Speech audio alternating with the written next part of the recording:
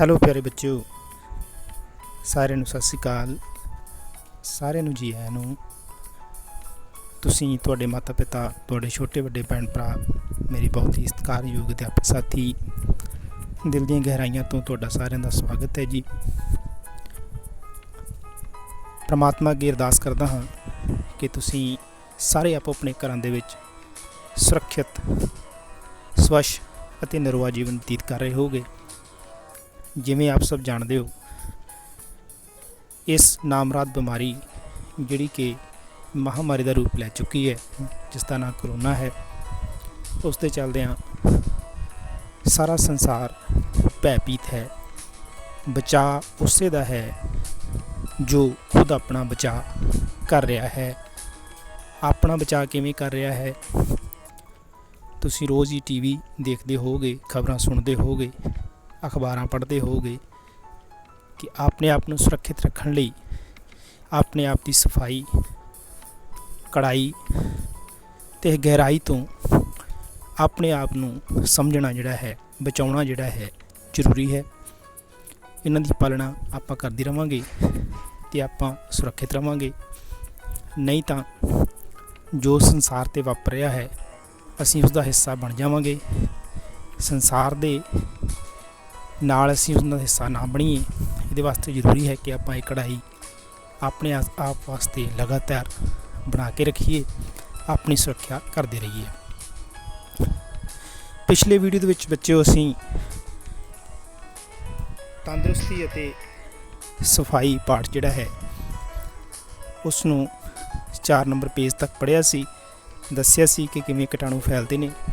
Corona virus ਚੱਲਦਿਆਂ ਹੋਰ ਵੀ ਜ਼ਰੂਰੀ ਹੋ ਜਾਂਦਾ ਕਿ ਕਿਵੇਂ ਅਸੀਂ ਆਪਣੇ ਹੱਥ ਸਾਫ਼ ਕਰਨੇ ਨੇ, ਉਹ ਵੀ ਮੈਂ ਵਿਸਥਾਰ ਵਿੱਚ ਤੁਹਾਨੂੰ ਦੱਸਿਆ ਸੀ।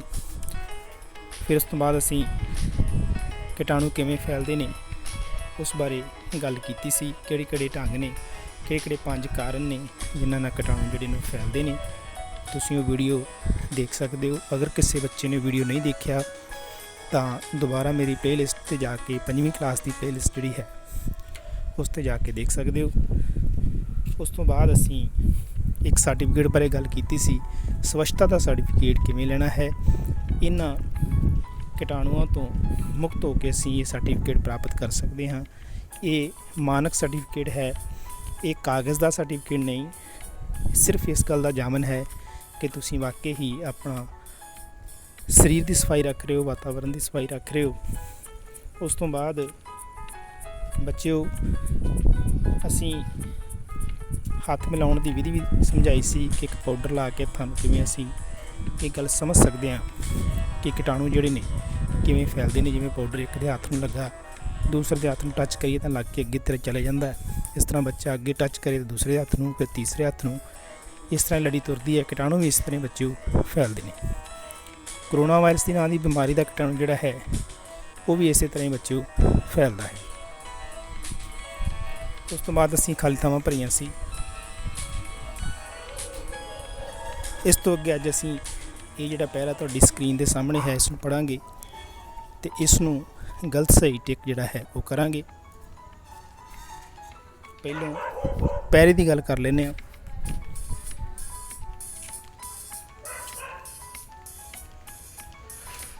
ਸੁਖਦੀਪ ਨੇ ਘਰ ਵਿੱਚ ਕੁੱਤਾ ਰੱਖਿਆ ਹੋਇਆ ਹੈ। ਉਹ ਹਰ ਰੋਜ਼ ਉਸ ਨਾਲ ਖੇਡਦਾ ਹੈ। ਅਚਾਨਕ ਉਹ ਬਿਮਾਰ ਹੋ ਗਿਆ ਅਤੇ ਡਾਕਟਰ ਕੋਲ ਗਿਆ। ਡਾਕਟਰ ਨੇ ਉਸ ਨੂੰ ਬਿਮਾਰ ਹੋਣ ਦਾ ਕਾਰਨ ਦੱਸਿਆ।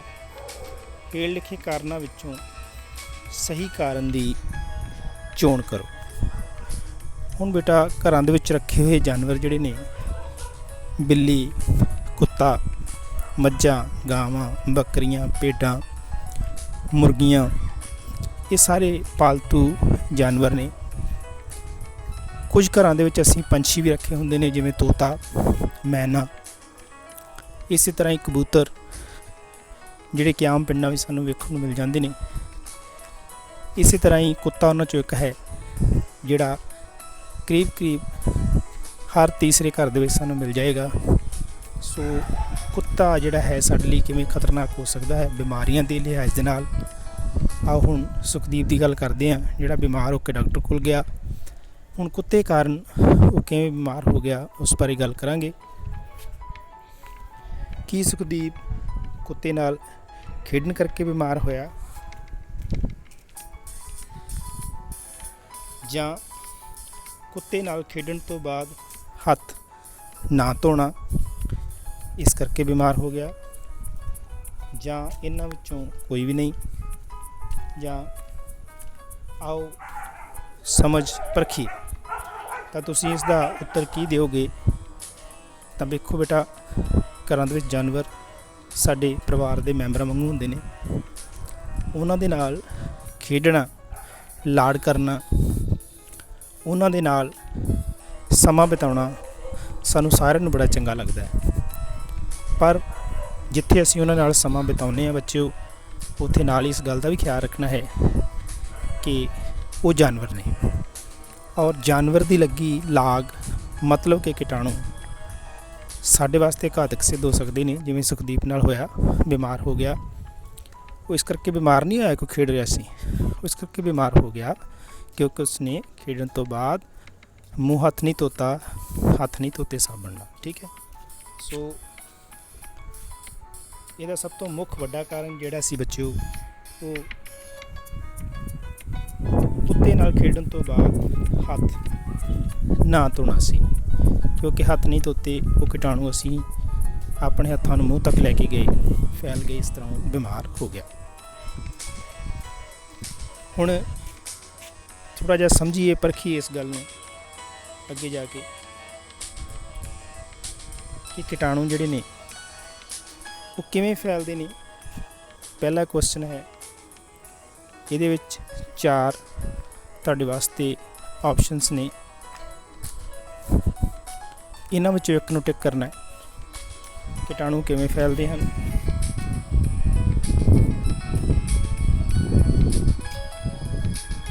ਜਾਂ ਤੇ ਬੇਟੋ ਛੂਹਣ ਨਾਲ ਫੈਲਦੇ ਨੇ, ਖੰਘਣ ਤੇ ਛਿੱਕਣ ਨਾਲ ਫੈਲਦੇ ਨੇ, ਹਵਾ ਨਾਲ ਫੈਲਦੇ ਨੇ, ਜਾਂ ਇਹਨਾਂ ਸਾਰਿਆਂ ਨਾਲ। ਤਾਂ ਆਪਾਂ ਪੜ੍ਹ ਕੇ ਆਏ ਹਾਂ ਸਾਰੇ ਪਾਠ ਦੇ ਵਿੱਚ ਕਿ ਜ਼ਿਆਦਾਤਰ ਕੀਟਾਣੂ ਜਿਹੜੇ ਨੇ ਉਹ ਬੱਚੇ ਛੂਹਣ ਨਾਲ ਵੀ ਫੈਲਦੇ ਨੇ, ਖੰਘਣ ਨਾਲ। ਤੇ ਅੱਜ ਕੱਲ੍ਹ ਆਮ ਤੁਹਾਨੂੰ ਪਤਾ ਲੱਗ ਗਿਆ ਕਿ ਖੰਘਣ ਦੇ ਵਿੱਚ ਜਿਹੜੇ ਪਾਰਟੀਕਲਸ ਨੇ ਸਾਡੀ ਨਿਸ਼ ਦੇ ਵਿੱਚ, ਖੰਘਣ ਦੇ ਨਾਲ ਸਾਡੀ ਜਿਹੜੀ ਥੁੱਕ ਦੀ ਲਾਰ ਦੇ ਵਿੱਚੋਂ ਬੱਬਲਸ ਨਿਕਲਦੇ ਨੇ, ਉਹ ਸਾਨੂੰ ਬਿਮਾਰ ਕਰ ਸਕਦੇ ਨੇ। ਕਰੋਨਾ ਦੇ ਵਾਇਰਸ ਸਾਡੇ ਅੰਦਰ ਜਾ ਸਕਦੇ ਨੇ। 6 ਫੁੱਟ ਦੀ ਦੂਰੀ ਘੱਟੋ ਘੱਟ ਜਿਹੜੀ ਅਸੀਂ ਬਣਾ ਕੇ ਰੱਖਦੇ ਹਾਂ, ਇਸ ਕਰਕੇ ਖੰਘਣ ਛਿੱਕਣ ਨਾਲ ਵੀ ਕੀਟਾਣੂ ਫੈਲਦੇ ਨੇ। ਇਸ ਤਰ੍ਹਾਂ ਹੀ ਹਵਾ ਦੇ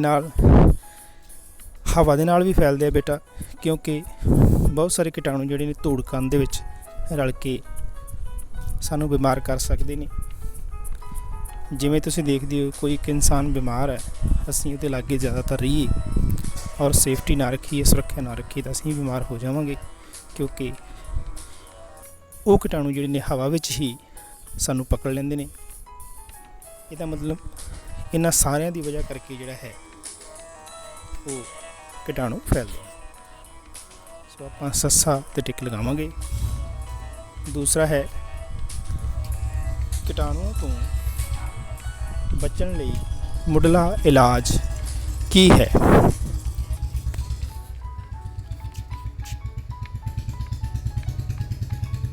ਬਾਹਰ ਨਾ ਜਾਣਾ, ਨੱਕ ਢੱਕ ਕੇ ਰੱਖਣਾ, ਕਿਸੇ ਦੇ ਨੇੜੇ ਨਾ ਜਾਣਾ, ਜਾਂ ਸਵੱਛਤਾ।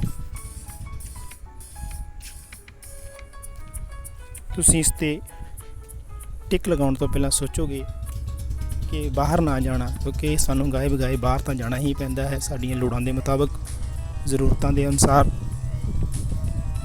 ਨੱਕ ਢੱਕ ਕੇ ਰੱਖਣਾ ਬਹੁਤ ਜ਼ਰੂਰੀ ਹੈ, ਕਿਉਂਕਿ ਅੱਜ ਕੱਲ੍ਹ ਦੇ ਪ੍ਰਪੇਖ ਦੇ ਵਿੱਚ, ਅੱਜ ਕੱਲ੍ਹ ਤੁਸੀਂ ਦੇਖ ਲਓ, ਜਿਸ ਦਾ ਮਾਸਕ ਲੱਗਾ ਹੋਇਆ ਹੈ, ਨੱਕ ਢੱਕਿਆ ਹੋਇਆ ਹੈ, ਉਸ ਦਾ ਖਤਰਾ 70 ਤੋਂ 80% ਜਿਹੜਾ ਹੈ ਘੱਟ ਜਾਂਦਾ ਹੈ। ਇਸ ਕਰੋਨਾ ਵਾਇਰਸ ਨਾਲ ਦੀ ਬਿਮਾਰੀ ਤੋਂ ਅਸੀਂ ਮੁਕਤ ਹੋ ਸਕਦੇ ਹਾਂ, ਅਤੇ ਬਾਕੀ ਕੀਟਾਣੂਆਂ ਤੋਂ ਵੀ ਅਸੀਂ ਮੁਕਤ ਹੋ ਸਕਦੇ ਹਾਂ ਅਗਰ ਅਸੀਂ ਨੱਕ ਆਪਣਾ ਢੱਕ ਕੇ ਜਿਹੜਾ ਰੱਖਦੇ ਹਾਂ। ਕਿਸੇ ਦੇ ਨੇੜੇ ਨਾ ਜਾਣਾ ਜਾਂ ਸਵੱਛਤਾ ਜਿਵੇਂ 6 ਫੁੱਟ ਦੀ ਦੂਰੀ ਦੀ ਗੱਲ ਕੀਤੀ ਹੈ, ਤਾਂ ਉਹਨਾਂ ਪੁੱਛਿਆ ਕਿ ਮੁੱਢਲੇ ਤੌਰ 'ਤੇ ਅਸੀਂ ਬੇਟਾ ਆਪਾਂ ਕਿਸੇ ਦੇ ਨੇੜੇ ਜਾਣ ਤੋਂ ਤਾਂ ਆਪਣੇ ਆਪ ਨੂੰ ਰੋਕ ਨਹੀਂ ਸਕਦੇ। ਬਹੁਤ ਸਾਰੇ ਕਾਰਨ ਹੁੰਦੇ ਨੇ, ਅਸੀਂ ਉਹਨਾਂ ਨੂੰ ਲਾਗੇ ਜਾ ਕੇ ਮਿਲਦੇ ਹਾਂ, ਗੱਲਾਂ ਬਾਤਾਂ ਕਰਦੇ ਹਾਂ, ਪਰ ਹਾਂ ਅਸੀਂ ਨੱਕ ਢੱਕ ਸਕਦੇ ਹਾਂ। ਇਸ ਕਰਕੇ ਅਸੀਂ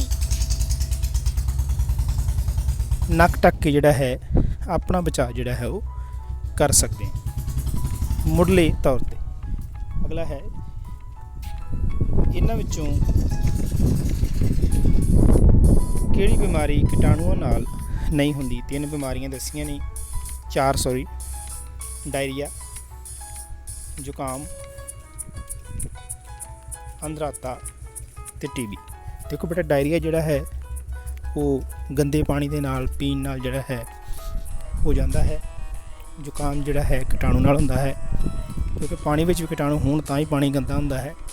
ਜ਼ੁਕਾਮ ਹਵਾ ਵਿੱਚ ਵਾਇਰਲ ਹੋ ਜਾਂਦਾ ਹੈ, ਕੀਟਾਣੂ ਹਵਾ ਵਿੱਚ ਜਾਂਦੇ ਨੇ, ਇੱਕ ਦੂਜੇ ਤੋਂ ਜਲਦੀ ਹੋ ਜਾਂਦਾ ਹੈ। ਤੁਸੀਂ ਆਮ ਘਰਾਂ 'ਚ ਦੇਖਿਆ ਹੋਵੇਗਾ, ਇੱਕ ਇਨਸਾਨ ਨੂੰ, ਇੱਕ ਮੈਂਬਰ ਨੂੰ ਜ਼ੁਕਾਮ ਹੈ ਤਾਂ ਦੂਸਰੇ ਨੂੰ ਜਲਦੀ ਹੋ ਜਾਂਦਾ ਹੈ। ਅੰਧਰਾਤਾ, ਹਾਂ ਇਹ ਹੋ ਸਕਦਾ ਹੈ ਕਿਉਂਕਿ ਅੰਧਰਾਤਾ ਜਿਹੜਾ ਹੈ ਕੀਟਾਣੂ ਨਾਲ ਨਹੀਂ ਫੈਲਦਾ, ਇਹ ਅੰਦਰੂਨੀ ਰੋਗ ਹੈ।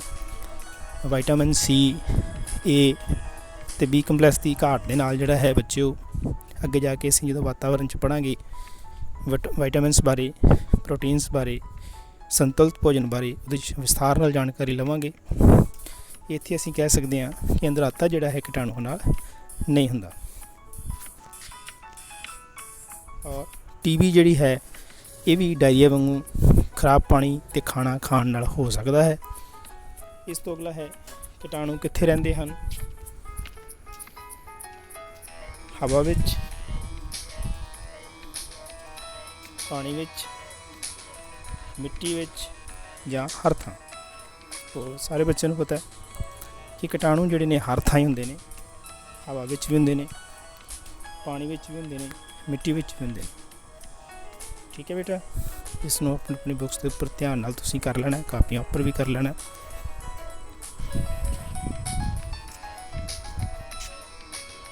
ਇਸ ਤੋਂ ਅੱਗੇ ਬੇਟਾ ਇੱਕ ਛੋਟੀ ਜਿਹੀ ਕਹਾਣੀ ਹੈ, ਉਸ ਨੂੰ ਪੜ੍ਹਾਂਗੇ। ਇੱਕ ਦਿਨ ਹਵਾ ਅਤੇ ਪਾਣੀ ਆਪਸ ਵਿੱਚ ਦੁੱਖ ਸੁੱਖ ਕਰਨ ਲੱਗੇ। ਹਵਾ ਆਖਣ ਲੱਗੀ, ਪਾਣੀ ਵੀਰੇ ਕੀ ਗੱਲ ਹੈ, ਇੰਨਾ ਉਦਾਸ ਕਿਉਂ ਦਿਖ ਰਿਹਾ ਹੈ। ਪਾਣੀ ਚੁੱਪ ਜਿਹਾ ਹੋ ਕੇ ਦੁੱਖ ਸਾਂਝਾ ਕਰਨ ਲਈ ਸ਼ਬਦ ਨਾ ਮਿਲ ਰਹੇ ਹੋਣ। ਕੋਲ ਹੀ ਪਲੇਟ ਵਿੱਚ ਪਿਆ ਭੋਜਨ ਬੋਲਿਆ, ਕੀ ਕਰੇ ਵਿਚਾਰਾ, ਉਸ ਦਾ ਦੁੱਖ ਵੱਡਾ ਹੈ।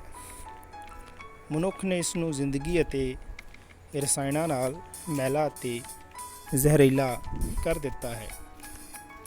ਸੱਚਮੁੱਚ ਹਵਾ ਭੈਣੇ, ਮੈਂ ਤਾਂ ਆਪਣੇ ਗੁਣ ਵੀ ਗਵਾ ਬੈਠਾ ਹਾਂ। ਕਿੰਨਾ ਪਾਕ ਤੇ ਪਵਿੱਤਰ ਹਾਂ, ਕਿੰਨਾ ਪਾਕ ਤੇ ਪਵਿੱਤਰ ਸਾਂ ਮੈਂ। ਠੰਡਾ ਅਤੇ ਮਿੱਠਾ ਵੀ ਯਾਦ ਕਰੋ, ਕਿੰਨਾ ਵਿਸ਼ਾਲ ਸਰੀਰ ਸੀ ਮੇਰਾ। ਵਿਅਰਥ ਵਹਾਓ ਕਾਰਨ ਕਿੰਨਾ ਸੁੰਗੜ ਗਿਆ ਹਾਂ, ਸੁੰਗੜ ਗਿਆ ਹੈ। ਸੱਚਮੁੱਚ ਹਵਾ ਨੇ ਕਿਹਾ, ਮੇਰੀ ਹਾਲਤ ਵੀ ਤੇਰੇ ਜਿਹੀ ਹੀ ਹੈ। ਅਣਗਿਣਤ ਵਾਹਨਾਂ ਅਤੇ ਫੈਕਟਰੀਆਂ ਦੇ ਗੰਦੇ ਧੂਏ ਕਾਰਨ ਮੇਰੀ ਸ਼ੁੱਧਤਾ ਵੀ ਖਤਮ ਹੋ ਰਹੀ ਹੈ। ਮੈਨੂੰ ਤਾਂ ਇਸ ਸੋਚ ਨੇ ਤੰਗ ਕੀਤਾ ਹੋਇਆ ਹੈ ਕਿ ਇਸ ਮਨੁੱਖ ਦਾ ਕੀ ਬਣੂ। ਕਿੰਨੀ ਕੁ ਦੇਰ ਮੈਂ ਇਸ ਦੇ ਫੇਫੜਿਆਂ ਵਿੱਚ ਤਾਜ਼ਗੀ ਭਰ ਸਕਾਂਗੀ। ਮੇਰੇ ਵਿੱਚ ਵੀ ਮਨੁੱਖੀ ਸਾਹ ਚਲਾਉਣ ਵਾਲਾ ਤੱਤ ਪਹਿਲਾਂ ਨਾਲੋਂ ਬਹੁਤ ਘੱਟ ਗਿਆ ਹੈ। ਸਹੀ ਗੱਲ ਹੈ ਹਵਾ ਭੈਣ, ਭੋਜਨ ਕਹਿਣ ਲੱਗਾ। ਮੇਰੀ ਵੀ ਹਾਲਤ ਕੋਈ ਬਹੁਤੀ ਵਧੀਆ ਨਹੀਂ। ਪਾਣੀ ਦੇ ਵਿਸ਼ੈਲੇ ਅਤੇ ਕੀਟਨਾਸ਼ਕਾਂ ਕਾਰਨ ਮੇਰਾ ਸਵਾਦ ਅਤੇ ਪੌਸ਼ਕ ਤੱਤ ਵੀ ਖਤਮ ਹੋ ਰਹੇ ਹਨ। ਮੈਨੂੰ ਤਾਂ ਇਹ ਫਿਕਰ ਲੱਗਾ ਹੋਇਆ ਹੈ ਕਿ ਮਨੁੱਖ ਮੈਨੂੰ ਖਾ ਕੇ ਭਿਆਨਕ ਬਿਮਾਰੀਆਂ ਦਾ ਸ਼ਿਕਾਰ ਹੋ ਰਿਹਾ ਹੈ। ਪਤਾ ਨਹੀਂ ਮਨੁੱਖ ਨੂੰ ਸੋਝੀ ਕਿਉਂ ਨਹੀਂ ਆ ਰਹੀ। ਸਾਡੇ ਪ੍ਰਤੀ ਵਰਤੀ ਜਾ ਰਹੀ ਅਣਗਹਿਲੀ ਅਤੇ ਲਾਲਚੀ ਸੋਚ ਦਾ ਉਹ ਆਪ ਹੀ ਸ਼ਿਕਾਰ ਹੋ ਰਿਹਾ ਹੈ। ਭੁੱਲ ਗਿਆ ਹੈ ਉਹ ਕਿ ਸਿਹਤ ਹੀ ਸਰਮਾਇਆ ਹੈ। ਸੋ ਬੱਚਿਓ, ਭੋਜਨ ਨੇ, ਪਾਣੀ ਨੇ, ਹਵਾ ਨੇ ਆਪਸ ਵਿੱਚ ਗੱਲਬਾਤ ਕੀਤੀ। ਤੁਸੀਂ ਵੀ ਇਹ ਗੱਲਬਾਤ ਸੁਣੀ ਕਹਾਣੀ ਦੇ ਵਿੱਚ ਔਰ ਇਹ ਦੇਖਿਆ ਕਿ ਕਿਵੇਂ ਉਹ ਆਪੋ ਆਪਣੇ ਦੁੱਖ ਰੋ ਰਹੇ ਨੇ। ਹਵਾ ਕਹਿ ਰਹੀ ਹੈ ਕਿ ਮੈਂ ਦੂਸ਼ਿਤ ਹੋ ਗਿਆ, ਭੋਜਨ ਕਹਿ ਰਿਹਾ ਕਿ ਮੈਂ ਵੀ ਹੁਣ ਸਾਫ਼ ਨਹੀਂ ਰਿਹਾ, ਪਾਣੀ ਕਹਿ ਰਿਹਾ ਕਿ ਮੈਂ ਵੀ ਦੂਸ਼ਿਤ ਹੋ ਗਿਆ। ਸੋ ਉਹਨਾਂ ਦੀ ਗੱਲਬਾਤ ਤੋਂ ਸਾਨੂੰ ਲੱਗਦਾ ਕਿ ਹਰ ਚੀਜ਼ ਜਿਹੜੀ ਹੈ ਦੂਸ਼ਿਤ ਹੈ। ਉਹਨਾਂ ਨੂੰ ਅਸੀਂ ਕਿਵੇਂ ਬਚਾ ਸਕਦੇ ਹਾਂ, ਆਪਣਾ ਯੋਗਦਾਨ ਪਾ ਕੇ ਅਸੀਂ ਉਹਨਾਂ ਨੂੰ ਬਚਾ ਸਕਦੇ ਹਾਂ। ਹੁਣ ਬੇਟਾ ਤੁਸੀਂ ਘਰ ਬੈਠੇ ਕੀ ਕੰਮ ਕਰਨਾ ਹੈ, ਕਹਾਣੀ ਦੇ ਵਿੱਚ ਜਿਹੜੇ ਪਾਤਰ ਆਏ ਨੇ ਆਪੋ ਆਪਣੇ ਭੈਣ ਭਰਾਵਾਂ ਦੇ ਨਾਲ, ਇੱਕ ਨੇ ਹਵਾ ਬਣਨਾ ਹੈ, ਇੱਕ ਨੇ ਪਾਣੀ, ਇੱਕ ਨੇ ਭੋਜਨ, ਆਪਸ ਵਿੱਚ ਗੱਲਬਾਤ ਕਰਨੀ ਹੈ। ਚੰਗੀ ਤਰ੍ਹਾਂ ਤੁਹਾਨੂੰ ਸਮਝ ਆ ਜਾਏਗਾ ਕਿ ਉਹ ਕੀ ਕਹਿ ਰਹੇ ਨੇ। ਸੋ ਇੱਥੋਂ ਤੱਕ ਕਿ ਇਹ ਕਿਰਿਆਵਾਂ ਤੁਸੀਂ ਘਰ ਕਰਨੀਆਂ ਨੇ। ਆਪਣਾ ਧਿਆਨ ਰੱਖਣਾ ਹੈ, ਘਰੋਂ ਬਾਹਰ ਨਹੀਂ ਨਿਕਲਣਾ, ਮਾਸਕ ਲਗਾ ਕੇ ਨਿਕਲਣਾ ਹੈ ਅਗਰ ਜ਼ਰੂਰਤ ਪੈਂਦੀ ਹੈ, ਸਵੱਛ ਖਾਣਾ ਖਾਣਾ ਹੈ, ਗਰਮ ਖਾਣਾ ਖਾਣਾ ਹੈ, ਆਪਣੇ ਹੱਥਾਂ ਨੂੰ ਬਾਰ-ਬਾਰ ਜਿਹੜਾ ਹੈ ਸਾਬਣ ਨਾਲ ਧੋ ਕੇ ਫਿਰ ਵਸਤੂ ਨੂੰ ਪਕੜਨਾ ਹੈ, ਖਾਣਾ ਹੈ। ਇਹਨਾਂ ਗੱਲਾਂ ਦਾ ਖਿਆਲ ਰੱਖਣਾ ਹੈ। ਅਗਲੀ ਵੀਡੀਓ 'ਚ ਫਿਰ ਮੁਲਾਕਾਤ ਹੋਵੇਗੀ। ਸਾਰੇ ਬੱਚਿਆਂ ਦਾ ਬਹੁਤ ਬਹੁਤ ਧੰਨਵਾਦ, ਅਧਿਆਪਕ ਸਾਥੀਆਂ ਦਾ ਧੰਨਵਾਦ। ਬੱਚਿਓ, ਜਿਨ੍ਹਾਂ ਬੱਚਿਆਂ ਨੇ ਅਜੇ ਤੱਕ ਵੀ ਇਹ ਸ਼ਿਕਾਇਤ ਕੀਤੀ ਹੈ ਕਿ ਵੀਡੀਓ ਦਾ ਪਤਾ ਨਹੀਂ ਲੱਗਦਾ ਕਦੋਂ ਪੋਸਟ ਹੋਈ, ਤਾਂ ਚੈਨਲ ਨੂੰ ਸਬਸਕ੍ਰਾਈਬ ਜ਼ਰੂਰ ਕਰੋ। ਸਬਸਕ੍ਰਾਈਬ ਕਰਨ ਦੇ ਨਾਲ ਕੀ ਹੋਏਗਾ ਕਿ ਇੱਕ ਨੋਟੀਫਿਕੇਸ਼ਨ ਜਿਹੜਾ ਹੈ ਉਹ ਤੁਹਾਡੇ ਫੋਨ ਦੇ ਉੱਤੇ ਆਪਣੇ ਆਪ ਆ ਜਾਏਗਾ ਜਦੋਂ ਵੀ ਵੀਡੀਓ ਪੋਸਟ ਹੋਏਗੀ। ਸੋ ਜਿਹੜੇ ਬੱਚੇ ਨੇ ਇਹ ਮੈਨੂੰ ਪੁੱਛਿਆ ਸੀ, ਉਹਨਾਂ ਨੂੰ ਪਤਾ ਲੱਗ ਗਿਆ ਹੋਏਗਾ ਕਿ ਕਿਵੇਂ ਵੀਡੀਓ ਦੇਖਣੀ ਹੈ। ਅਗਲੀ ਵੀਡੀਓ 'ਚ ਫਿਰ ਮਿਲਾਂਗੇ। ਆਪਣਾ ਧਿਆਨ ਰੱਖਿਓ। ਸਾਰਿਆਂ ਨੂੰ ਸਤਿ ਸ਼੍ਰੀ ਅਕਾਲ।